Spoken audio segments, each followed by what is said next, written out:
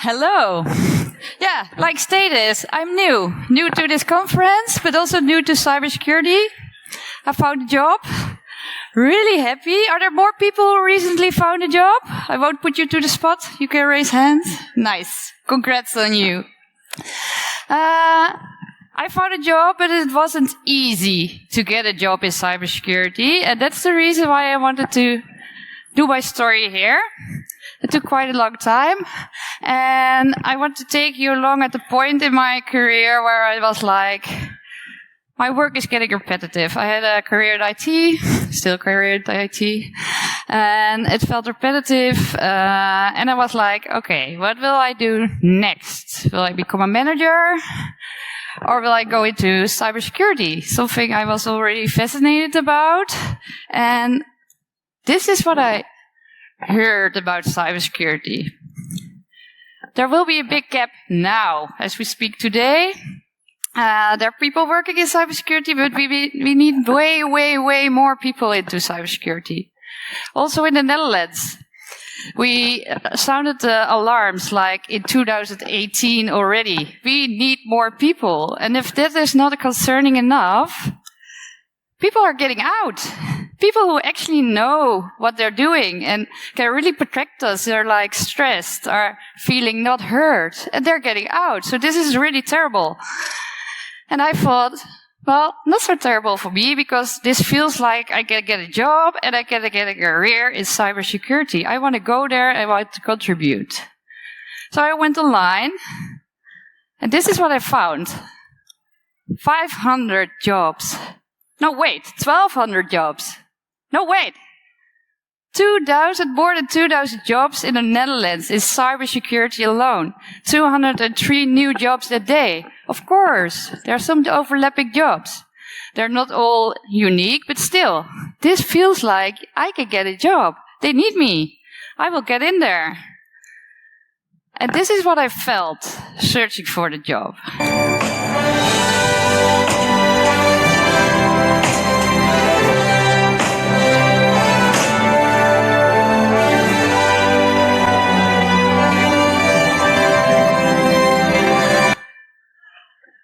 I think it's quite clear, but it really felt like me going around, knocking on doors, like, hey, here I am, you're looking for me, but no, not you. Maybe come back in 2 years, or maybe if you've done this and this and this.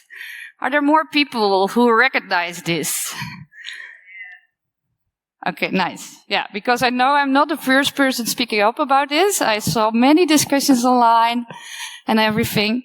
So for the people who are already helping out, getting newcomers in, good job. Keep continuing that. And I will share my story to hope it will help others. Let's start with me. Who is the person who went on the job market? Well, I started my career in healthcare, became a dietitian, and then chose the role of account management.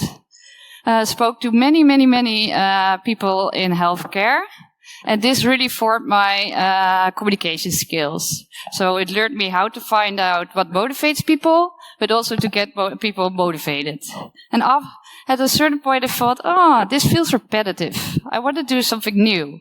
So I thought, should I become a manager or go into IT? Because IT, there's always something to learn. It develops so fast, I can keep learning till I stop working. Well, I went in there, became a quality assurance specialist, or a tester, easier to say.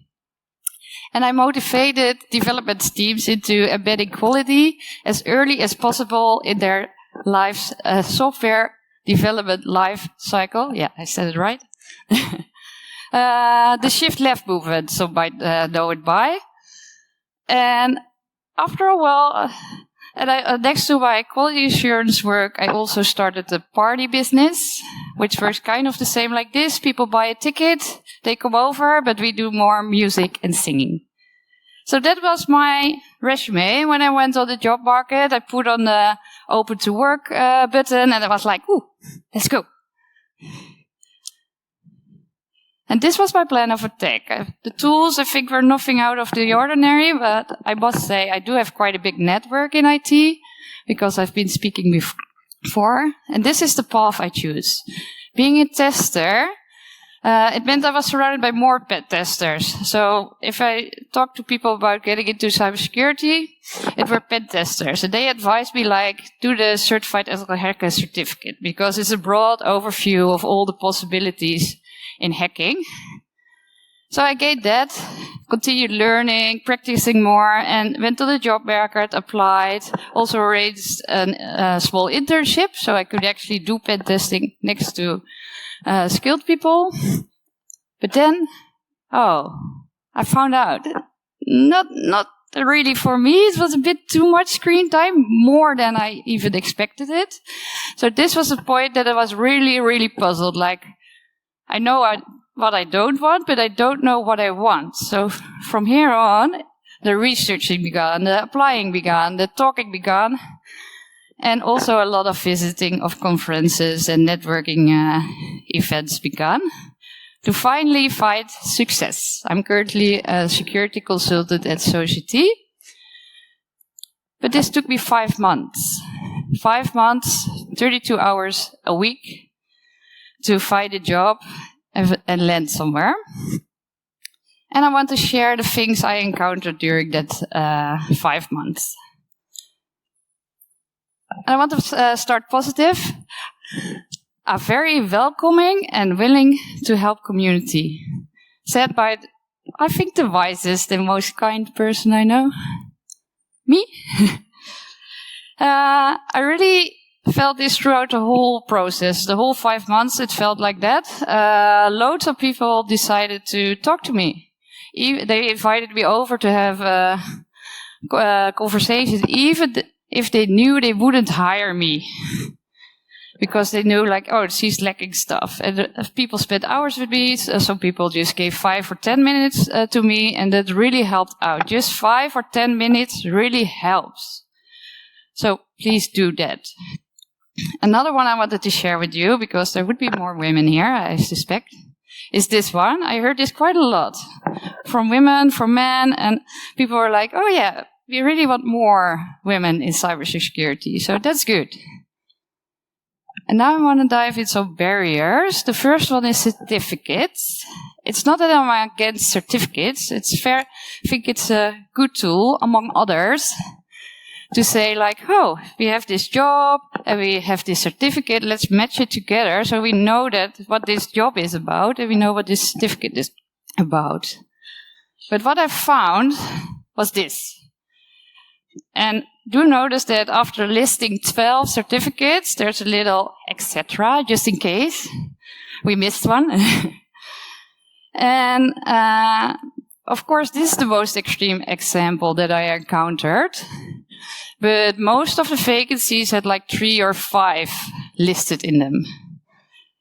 And also, it was a lot about OSCP, it was a lot about CISP, it was a lot about CISM. They came around a lot. Well, if we look at the total landscape of certificates in cybersecurity, this is an overview from last July 24th, and there are 481 certificates available. And if we're now going to look at the ones I mentioned, is it doing it? Yeah. CISP and CISM is here. It's above expert level. And OSCP is here. It's above media level. So having these certificates in a lot of vacancies makes it really hard for newcomers to enter. And there's way more to choose from, which maybe better fit the job. So I thought about what could help.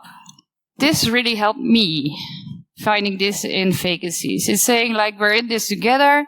If you want to get the certificates, let's do it together. But also, if you're a newcomer, your current employer may not pay for the certificate. So then it costs you 4,000 euros to get the certificate before even getting a security job. And the other one was this, because in most of the conversations, I noticed that even if the application had like 5 certificates listed, there was always one that they preferred. They were like, no, this one is really good for this job. So let's make that visible. Because for a newcomer, it's not clear if you have certain roles and have all these certificates listed. It would be really nice to know this certificate does this role, so I know where to go.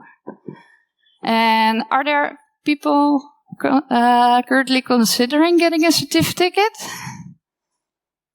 Yeah, this is one I learned and really advise people to do. Talk first and certify later, because I certified based on the knowledge I got from pen testers who already had a job. I get certified ethical hacking. But when I was talking, like having applications, I noticed that a different certificate, AAPT, which is more hands-on, would have helped me better. So talk to the people who are looking for you, or talk to the people from the companies where you want to work at, and ask them, which certificate should I get? Another barrier is junior. Not being junior shouldn't be a barrier, but this is where I looked for getting on the job market. I'm new to cybersecurity, so I will look into junior roles. And there were a lot. There are roles there, but many of them are not really junior. There was like, okay, you need experience, or you need a certificate. And this is also what I encountered when I applied and finally got a conversation. It was like, yeah, but we kind of want you already taken this decision 3 years ago.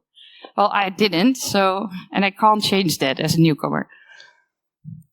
And another one that made it more difficult for me to really understand, like, what is the cybersecurity world about, and how do the career paths, how are the career paths, and everything, is role names. And there are two types. First of all, we have this. 3 role names who really look kind of the same, especially if you're new.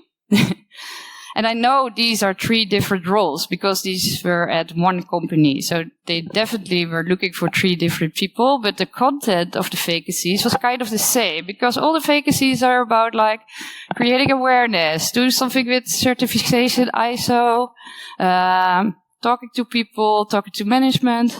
So it's hard to see the differences. And another thing that I saw was this. The are all different names, but if you looked into the vacancies, look like quite the same role. So that makes it also hard to find out, which roles are there. And this is what helped me. I'm going to repeat it again. People who really took the time to talk to me. And it doesn't mean you have to be afraid you have to talk for half an hour or an hour. Most of the conversations I had were like 5 minutes or 10 minutes. Nothing more. And that already gave me the possibility to get new tips, like, oh, maybe you should go that way or that way, but also have one question to check something that I was like wondering about. So please, if people are around you looking for a job, just spend 5 or 10 minutes with them. It will help. Another one was this, because when applying, a lot of times it was like, no, you don't have cybersecurity experience. We put your resume away. But there are also companies that looked further, like, okay, what else has he done? Are there some competencies in there that could really help with cybersecurity, like Society did?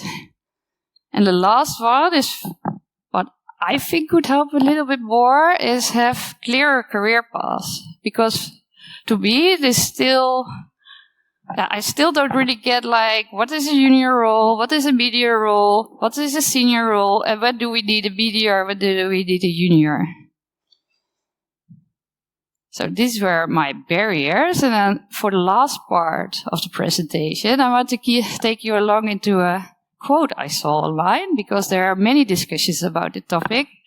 Like stated, I'm not the first one discussing this. And I will read it aloud. Cybersecurity is about life and death. You don't want a heart surgeon to not get the proper education, do you? And I thought, like, wait, this is about healthcare. I've been working in healthcare 10 years. I know healthcare. And I was there when people were like, we don't have enough people. We need to change something drastically. We need to make a change. Otherwise, people won't get the care they need. And they did lots of things in the topic. So I want to take some time to see what we can learn from healthcare. And the first one is, yes, don't let a heart surgeon operate without proper education. Of course. But let's do that for all roles, and not only for like people handling knives. Let's, for all roles that are out there, let's look into what is the proper education. What is the proper experience they need for that role? Because my feeling is that also in cybersecurity, multiple vacancies were about like over asking a bit, or just, know what, this is needed, but let's edit CISP just to be sure. And that is fine if you don't have the people, whether you have enough people and you really have to get people, send them away, but that's not the case. And if you're new to cybersecurity, you're not they think about the 5-legged sheep, but you kind of feel maybe the 3-legged sheep, like you lack experience. So then the gap gets even bigger and it scares away people. They're like, no, this is. So let's start focusing on proper and not over asking. Another one that healthcare does really well, I don't know if you noticed, in the past years, they differentiate a profession needed for the complaint. And the best example I can give you is the dentist example. In the past, when you had something with your teeth happening, if you're old enough, you remember, you would go to the dentist. And the dentist would look at your teeth, would fill the gap in your teeth, would clean your teeth, and will also tell you how to hold your toothbrush so that you will brush properly. Nowadays, if you have something happening with your teeth, you go to the dentist, and the dentist will look at your teeth and fill the gap. Then you go to the oral hygienist. She will clean your teeth. And then you go to the prevention assistant. And that person will teach you how to clean your teeth properly. So instead of having one person doing all the work, they created 3 roles to do all the work, meaning that more people can enter the field of healthcare. And when I looked at the vacancies in security, I saw a vacancy stating like, you have to talk to management, you have to make very hard decisions on cybersecurity, but you also have to give, security awareness trainings, and you have to handle the mailbox and keep up with all the questions there are. This sounds to me like a perfect role to split up, not asking a very senior person for 40 hours a week, but maybe say, hey, you're very senior, maybe a bit stressed already because people wanting out. Let's work 32 hours and add someone for 24 hours or 32 hours. And that way we have 2 people working in cybersecurity instead of 1, and 1 person learning from the senior.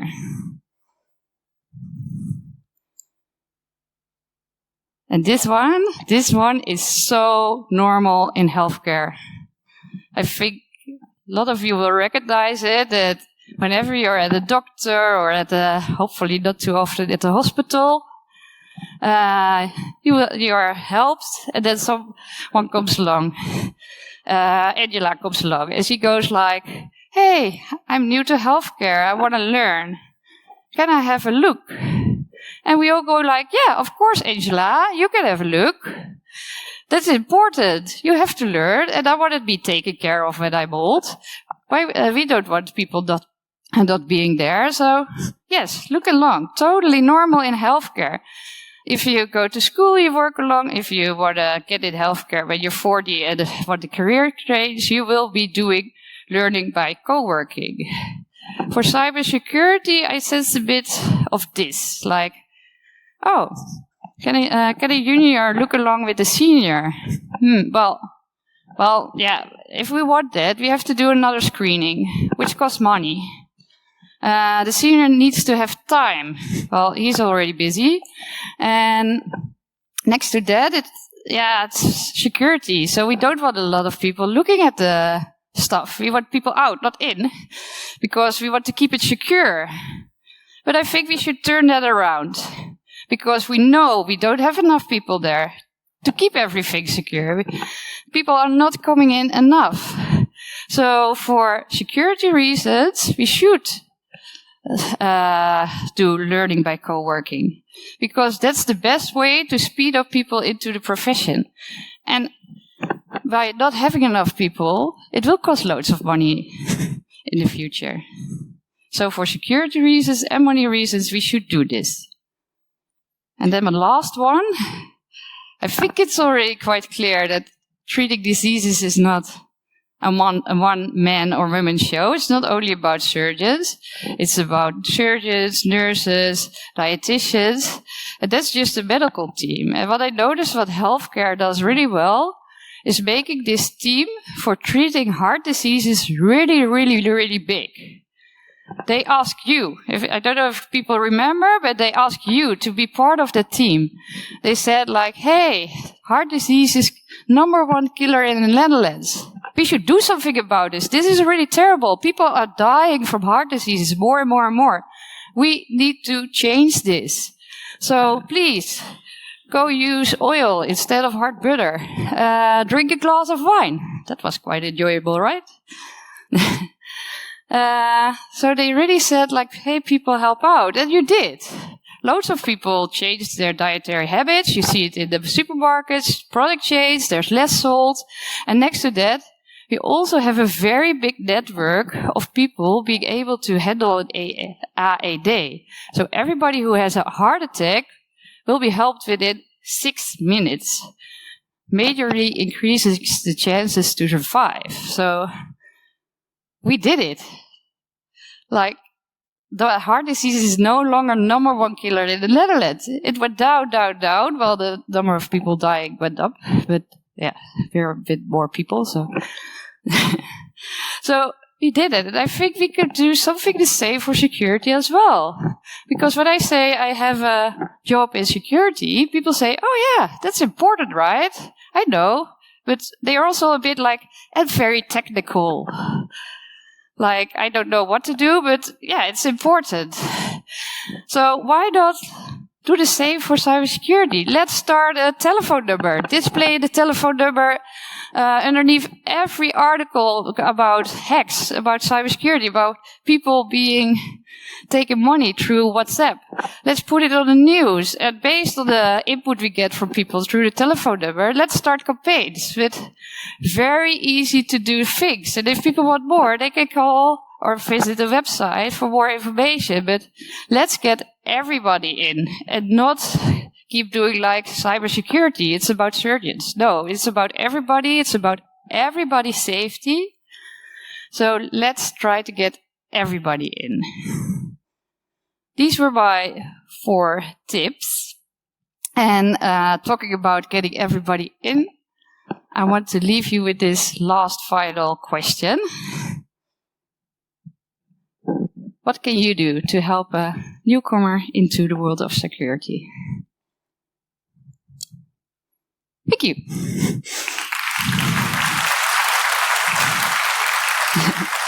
Thank you so much.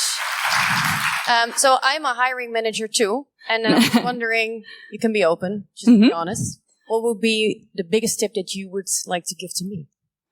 The biggest tip is definitely look into the people applying and see if you can talk to a couple of them and give them tips. If you're like, I won't hire them, but I see potential. That's good. Yeah. I will do that. Thank you so much. Are there any other questions? Oh, there's a question. The devil again.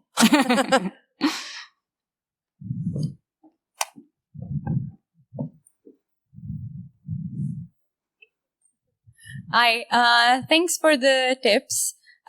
So I have a question from a different perspective, not as an outsider from cybersecurity, but coming from academia. So we talk about there's a shortage of cybersecurity professionals worldwide. And a lot of people are interested in getting into cybersecurity. There's a huge bunch of people that are getting educational training in cybersecurity. So after the diploma, let's say bachelor, master, PhD, long research experience and whatever. And I'm wondering, is there curiosity at the hiring management level, let's say, to also include these people in, because they bring state-of-the-art knowledge, which can also help fill the knowledge gap that we have in cybersecurity? Yeah, so you're asking like if people coming from school are also getting in. Yeah, because from what I understand is like the career path for cybersecurity, at least in the Netherlands, is most of the people after diploma or bachelor would enter the industry, but then there is this other stream of people that get higher education. And then the gap becomes bigger and bigger because there's like the problems that they're dealing with in academia are like really modern attacks, sometimes too idealized, so not directly applicable in the real world, but still knowledge that the industry could use. And so how can we bridge that gap between academia and industry? Like people coming in from school and not having the experience. I think it's the same about newcomers getting in, lacking experience.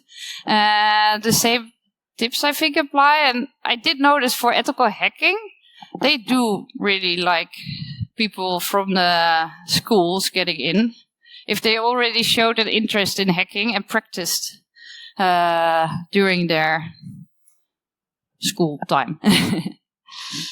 But I think that the same tips apply. Yeah, thanks. Oh, on the other side.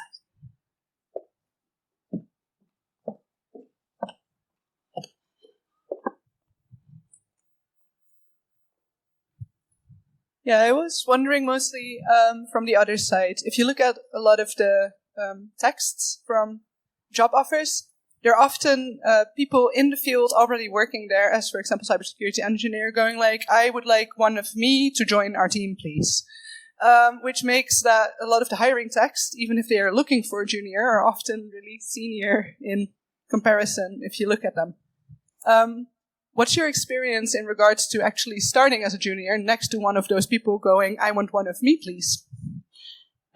My experience starting, well, like stated, I was like taken along by a lot of people, so I learned a lot already before I started the job, also invested time in learning. But when I started at Society, Society is about 80 people working in cybersecurity, so a lot of people could help me around learning, and I reached out and I got the help I needed to look into my CV.